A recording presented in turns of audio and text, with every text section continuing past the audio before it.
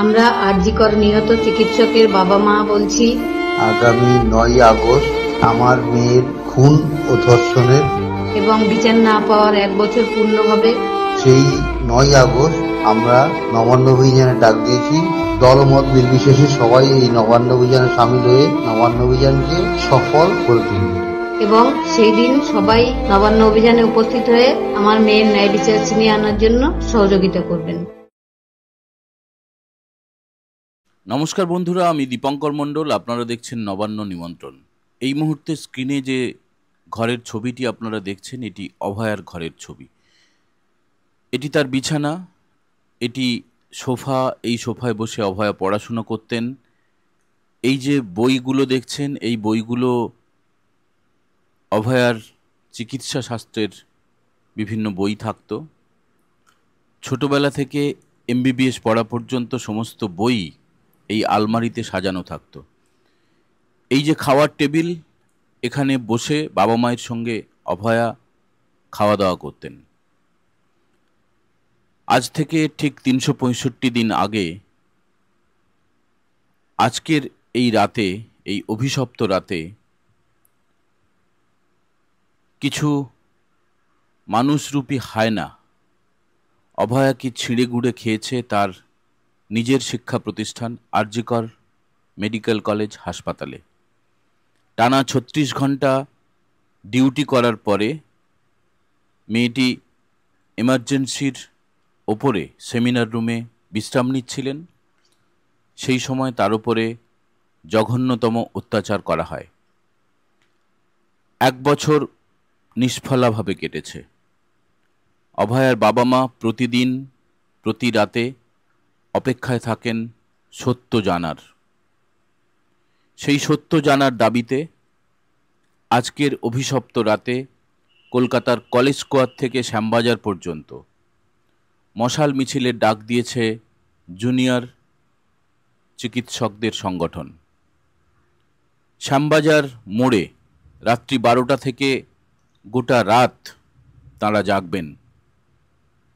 সমস্ত সংগঠন, সমস্ত রাজনীতিকরা পতাকা ছেড়ে এই সমাবেশে, এই অবস্থানে, এই সাংস্কৃতিক প্রতিবাদে যোগ দিতে পারবেন। 9ই আগস্ট নবান্ন চলোর ডাক দিয়েছেন অভয়ার বাবা মা। রাজ্যের বিরোধী দলনেতা শুভেন্দু অধিকারী থাকবেন। এছাড়াও অন্যান্য রাজনৈতিক দলগুলোকেও তারা আহ্বান জানিয়েছেন। শোনা যাচ্ছে কেউ কেউ পতাকা ছাড়া নবান্ন অভিযানে যোগ দেবেন। কলকাতা পুলিশ, রাজ্যের পুলিশ প্রস্তুত রয়েছে অভয়ার বাবা মাকে আটকানোর জন্য। তারা দৃঢ়তার সঙ্গে জানিয়েছেন তারা নবান্ন পর্যন্ত এগিয়ে যাবেন। সমস্ত রাজনৈতিক দল, সমস্ত গণসংগঠন, সমস্ত নাগরিক, শুভবুদ্ধি সমস্ত নাগরিক যারা আমার মেয়েকে সেই 9ই আগস্ট ঘরের মেয়ে মনে করেছিলেন, তারা সবাই যতটা সম্ভব নবান্নে আসবেন। আর নবান্নেও যারা আসতে না পারবেন, তারা যেন নিজেদের জায়গায় নিজেদের মতো করে সেদিন প্রতিবাদে সামিল। ছাত্র সমাজ নামে একটি সংগঠন অভয়াকাণ্ডের প্রতিবাদে দ্বিতীয়বার নবান্ন অভিযানের নেতৃত্ব দিচ্ছে। এর বাইরে কালীঘাট চলো ডাক দিয়েছে অভয়া মঞ্চ। বিভিন্ন রকমের প্রতিবাদ, দাবি কিন্তু এক, দফা এক, মমতার পদত্যাগ। যে স্বাস্থ্যমন্ত্রী, যে পুলিশ মন্ত্রী, যে মুখ্যমন্ত্রীর শাসন করা অবস্থায় এ রাজ্যের একজন মহিলা চিকিৎসককে তার নিজের শিক্ষা প্রতিষ্ঠানে খুন হয়ে যেতে হয়, ধর্ষিতা হতে হয়, যার প্রতিবাদে এ রাজ্য তো বটেই, এ দেশ তো বটেই, বিশ্বের বিভিন্ন দেশে প্রতিবাদ হয়েছে। বিচারের দাবিতে সোচ্চার হয়েছেন সাধারণ মানুষ। কলেজ স্কোয়ার থেকে শ্যামবাজার পর্যন্ত যে মশাল মিছিল হবে, সেখানে যোগ দেওয়ার জন্য সুন্দরবনের প্রত্যন্ত গ্রাম থেকে সাইকেলে করে মহিলারা কিভাবে কলকাতার উদ্দেশ্যে রওনা হয়েছেন তা একবার দেখে নিন।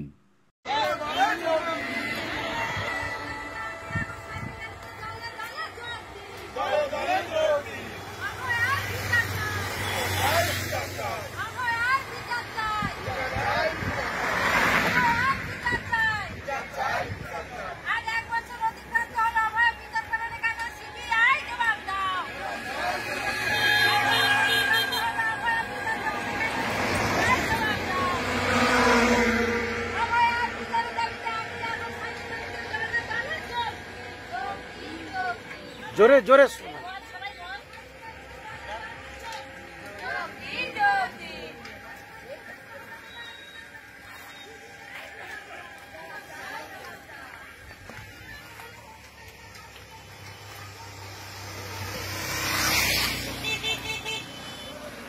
এরকম একই ছবি প্রত্যেক জেলায় জেলায় দেখা যাচ্ছে। নবান্ন নিমন্ত্রণের তরফে আপনাদের কাছে আমরা আবেদন জানাবো, যারা কলকাতায় আসতে পারবেন না, যারা মশাল মিছিলে অংশ নিতে পারবেন না, যারা কালীঘাট চলোয় অংশ নিতে পারবেন না, যারা নবান্ন চলো অভিযানে অংশ নিতে পারবেন না, তারা তাদের বাড়িতে একজন হতভাগ্য বাবা মায়ের চোখের জলের শরিক হতে বাড়িতে একটা মোমবাতি জ্বালবেন, আপনার সোশ্যাল মিডিয়ায় দুটো লাইন লিখে দেবেন, অভয়া তোমাকে আমরা ভুলিনি, তোমাকে আমরা ভুলতে দেব না। যতদিন না প্রকৃত সত্য আমাদের সামনে আসছে ততদিন আমাদের এই লড়াই জারি থাকবে। সবাই ভালো থাকবেন। জয় হিন্দ, বন্দে মাতরম।